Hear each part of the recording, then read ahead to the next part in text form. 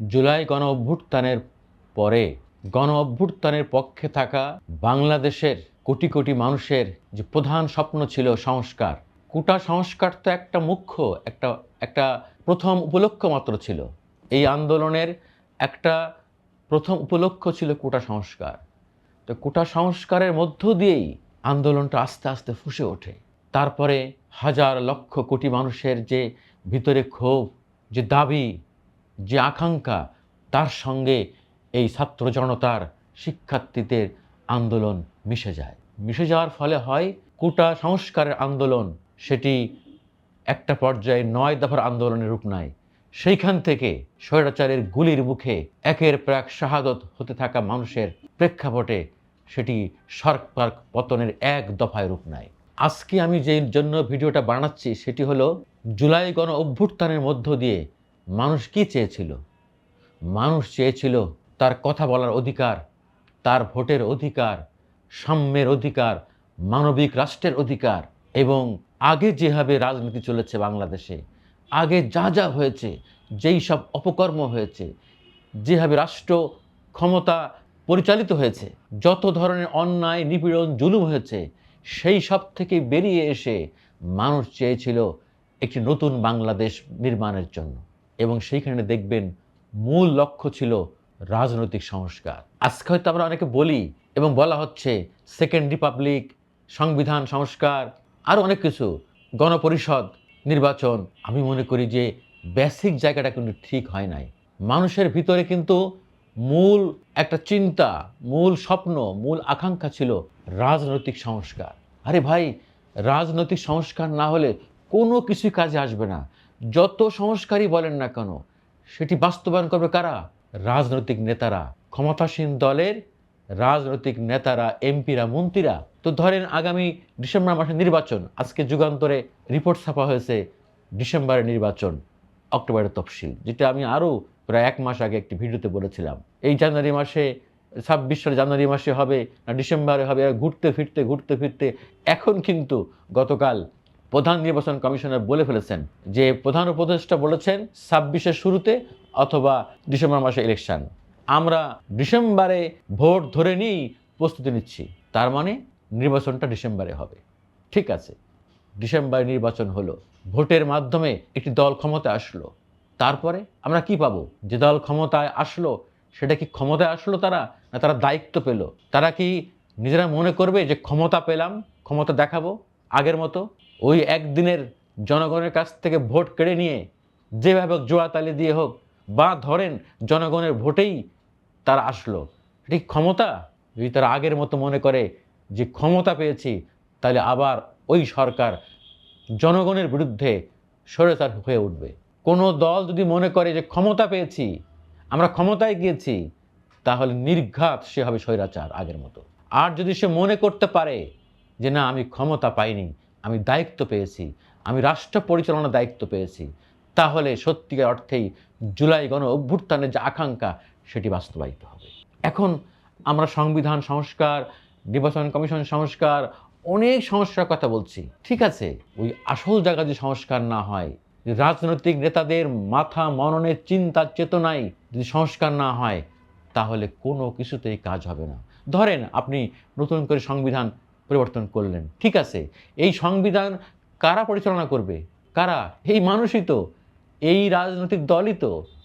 রাজনৈতিক দলের যদি আদর্শ ঠিক না হয়, রাজনৈতিক দল, নেতা, এমপিরা, মন্ত্রীরা তারা যদি দুর্নীতিমুক্ত না হয়, তারা যদি ক্ষমতা অপব্যবহারের চিন্তা থেকে বেরিয়ে আসতে না পারে, তারা যদি সাম্য মানবিক রাষ্ট্র গড়ে তুলতে না পারে, ওই চিন্তা না থাকে, তাহলে আবার সেই লাঠিয়াল বাহিনী তৈরি হবে, আবার সেই মাস্তানি তৈরি হবে, আবার সেই জুলুম তৈরি হবে, কথায় কথায় জেলে পাঠানো হবে।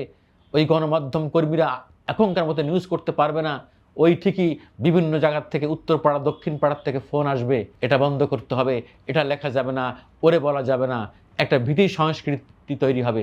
আবার আমরা সমস্ত মানুষ, গণমাধ্যমের কর্মী সহ সকল মানুষ সেন্সর করে কথা বলবে, তারা সেন্সর করে, সেলফ সেন্সর করে তারা সংবাদ লিখবে। কি হলো? তাহলে কিন্তু জুলাই গণ অভ্যুত্থানে এতগুলো প্রাণ যে জীবন দিয়ে দিল দেশের জন্য, যেই স্বপ্ন বাস্তবায়নের জন্য, যে আকাঙ্ক্ষা বাস্তবায়নের জন্য, সেটি কিন্তু বাস্তবায়ন হবে না। আজকের ভিডিওটা আমি এই জন্যই বানাচ্ছি, নির্বাচন ডিসেম্বরে হলে আর আছে কয় মাস, এই তো মাত্র সময় আছে। এখানে এখানে প্রত্যেকটা দলকে শপথ নিতে হবে, ফ্যাসিস্ট বিরোধী সকল শক্তিকে ঐক্যবদ্ধ থাকতে হবে। বিএনপি আমরা ধরে নিচ্ছি তারা ক্ষমতা আসবে, তো বিএনপিকে জনগণের সামনে ঘোষণা দিতে হবে, শপথ করতে হবে যে আমরা আওয়ামী লীগের বিটিম হব না, আমরা আগে যেভাবে দেশ চালিয়েছি সেভাবে চালাবো না, আমাদের আদর্শ নীতি হবে এইটা। আমরা নেতার দল হব না, নীতির দল হব। নীতি বাস্তবায়ন করতে হবে যে আমার দলে চাঁদাবাজি থাকবে না, মাস্তানি থাকবে না, জুলুম থাকবে না, টেন্ডারবাজি থাকবে না। আমার দল ক্ষমতা আসলে বিশ্ববিদ্যালয়গুলোতে হানাহানি মারামারি হবে না, টেন্ডার বাণিজ্য হবে না। আমার দল আসলে নেতা কর্মীরা থানা জিম্মি করবে না, পুলিশ জিম্মি করবে না, এটা বলতে হবে। কিন্তু আমরা কি দেখতে পাচ্ছি, এখনই তো যে কাজটা করতো আওয়ামী লীগের লোকজন, চাঁদাবাজি, মাস্তানি, দখল বাণিজ্য, সেগুলো তো আমরা এখন দেখতে পাচ্ছি বিএনপির মধ্যে। এখনও কিন্তু বিএনপি ক্ষমতা আসে নাই। আমি ঢালাও বলছি না, আমি একথাও বলছি যে বিএনপির উপর মহল থেকে কড়াকড়ি আরোপ করা হচ্ছে, যাদের বিরুদ্ধে অভিযোগ পাওয়া যাচ্ছে সঙ্গে সঙ্গেই তাদেরকে বরখাস্ত করা হচ্ছে। ইভেন ওই দিন দেখলাম খালেদা জিয়ার নামে কটূক্তি করার কারণে বগুড়ায় একজনের বিরুদ্ধে পুলিশ স্বপ্রণীত মামলা করেছে, তারা গ্রেপ্তারও করেছে, জেলে পাঠিয়ে দিয়েছে। দেখছেন, ওই ধরে নিয়েছে যে বিএনপি ক্ষমতা আসবে, পুলিশ কিন্তু এক পা বাড়ায় আছে। এটা তো সেই ফ্যাসিস্ট হাসিনা আমলের সংস্কৃতি। কটূক্তি করতে পারে, সেটা ভিন্ন হবে, আপনি যখন তখন ধরে নিয়ে পাঠাবেন। অবশ্য আসার কথা যে বিএনপির টপ লেভেল থেকে বলে দেওয়া হয়েছে এটি বিএনপির সিদ্ধান্ত না, তাকে অবিলম্বে মুক্তি দেওয়ার জন্য। ইয়েস, এই বিএনপি দেখতে চাই, এবং যাদেরকে বহিষ্কার করা হচ্ছে তারা যেন আর দলে ফিরতে না পারে। ওদিন শুনলাম যে এসালাম মাসুদের ঘটনায় চিটাগাংয়ে যারা এসালাম মাসুদের কাছ থেকে গাড়ি নিয়ে দলের কর্মসূচি পালন করেছিল তাদের নাকি আবার ফেরাই নেওয়া হয়েছে। আমি একটা কথা বলতে চাই বিএনপির নীতি নির্ধারকদের উদ্দেশ্যে, প্লিজ এই কাজটা আর করবেন না। একটা মিথ কিন্তু চালু আছে, ওই আওয়ামী লীগও আছিল, কিন্তু কোনো একটা ঘটনায় বিব্রতকর পরিস্থিতি সৃষ্টি হলে প্রথমে তাকে সাময়িক বরখাস্ত করত, ঠিকই একটা পর্যায়ে 2 মাস 3 মাস 6 মাস 1 বছর পরে আবার ফিরে নিয়ে আসা হতো দলের মধ্যে। ও জানতো যে আমি আবার দলে ফিরতে পারবো। আর একটা কথা বলি, যেটা এর আগে কয়েকটা ভিডিওতে বলেছি, আপনাদেরকে ভালো প্রার্থী দিতেই হবে, এর কোনো বিকল্প নেই। আপনার দলের ক্যাডার মাস্তান যাদের বিরুদ্ধে এলাকায় নানাবিধ বহুবিধ অভিযোগ ছিল এবং আছে, 15 বছর আগে থাকলেও ছিল, মানুষ ভোলে নাই, এই সব খারাপ মানুষদের আপনারা নির্বাচন নমিনেশন দিবেন না। যত বড় প্রভাবশালী নেতা হোক না কেন, আপনার যত বড় মাসেলমান হোক না কেন, আল্লাহর হস্তে বিএনপিকে বলবো, আপনার দলে ভালো লোক না থাকে ভালো লোক হায়ার করেন, ওই নির্বাচনী এলাকার ওই আসনের একজন সৎ যোগ্য লোককে হায়ার করে দলে এনে তাকে নমিনেশন দেন, মানুষ খুশি হবে। একটা কথা কিন্তু মনে রাখতে হবে সবাইকে, আমার ধারণা, আমার মনটা বলে এবার কিন্তু মার্কার ভোট হবে না। অনেকে অনেক কিছু বলতেছে, প্লিজ আমি মনে করি এবার কিন্তু মার্কার ভোট হবে না। বিশেষ করে একটা বিশাল যুবশ্রেণী যাদের বয়স 18 থেকে 40, এই একটা, আমি মনে 18 থেকে 40 বছর যাদের বয়স, এদের 80% ভোট কিন্তু মার্কা দেখে ভোট দিবে না।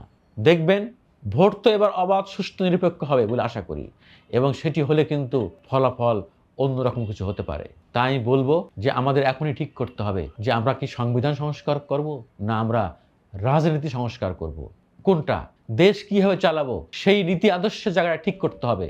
ওই জামাতে ইসলামী বলেন, আর নতুন যে আছে আমাদের ছাত্র ভাইদের দল জাতীয় নাগরিক পার্টি, এনসিপি সংক্ষেপে বলা হচ্ছে, প্রত্যেকে কিন্তু এই ছাত্র ভাইদের দলের বিরুদ্ধে যত কথাই হোক হচ্ছে, অনেক রকমের সমালোচনা হচ্ছে, তাদের দলীয় ফান্ড নিয়ে, তাদের কর্মকাণ্ড নিয়ে, তাদের মুভমেন্ট নিয়ে, তাদের লাইফ স্টাইল নিয়ে হচ্ছে অনেক কথা। কিন্তু আমি কিন্তু একটা জায়গায় ইমপ্রেসড, বিমোহিত, কনভিন্স, এদের বক্তব্যগুলো আপনি শুনবেন, এরা কত পড়াশোনা জানে, এদের টক শো তো আপনারা দেখবেন এরা কীভাবে কথা বলতে পারে। এরা তরুণ কিন্তু এদের বক্তব্য শুনে মনে হয় এরা খুব প্রবীণ, এরা অনেক সাহসী।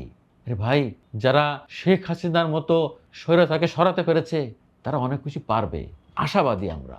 ভিডিওটা শেষ করছি দুটি কথা বলে, আল্লাহর হস্তে ফ্যাসিস্ট বিরোধী শক্তিগুলো আপনারা নিজেদের মধ্যে মারামারি, কাড়াকাড়ি, বিভাজন সৃষ্টি করবেন না। যারা স্বৈরাচারী ফ্যাসিস্টকে সরাতে রাজপথে ঐক্যবদ্ধ ছিলেন তারা যেন শেষ পর্যন্ত কাঁধে কাঁধ মিলিয়ে ঐক্যবদ্ধ থাকতে পারেন। নির্বাচন ভোট ঠিক করে দেবে জনগণ কাকে কাদেরকে ভালোবাসে। আর একটা কথা, দেশ কীভাবে চালাবেন, আপনারা হবেন দেশের পরিচালক, নট ক্ষমতার অধিকারী। একটা নীতি আদর্শের মধ্য দিয়ে আপনারা শপথ নেন যে অতীতে যেভাবে দেশ চালিয়েছে আমাদের রাজনৈতিক দলগুলো, আপনারা সেভাবে চালাবেন না, যেন জনগণ ভবিষ্যতে আওয়ামী লীগের সঙ্গে আপনাদের পার্থক্য খুঁজে বের করতে পারে। না হলে এই সংস্কার, এই কথাবার্তা, এই আত্মত্যাগ কোনো কিছুই কাজে আসবে না। আশাবাদী হতে চাই, আপনারাই পারবেন। আপনাদের দিয়েই আমাদের সেই কাঙ্ক্ষিত নতুন বাংলাদেশ আমরা ফিরে পাব ইনশাআল্লাহ।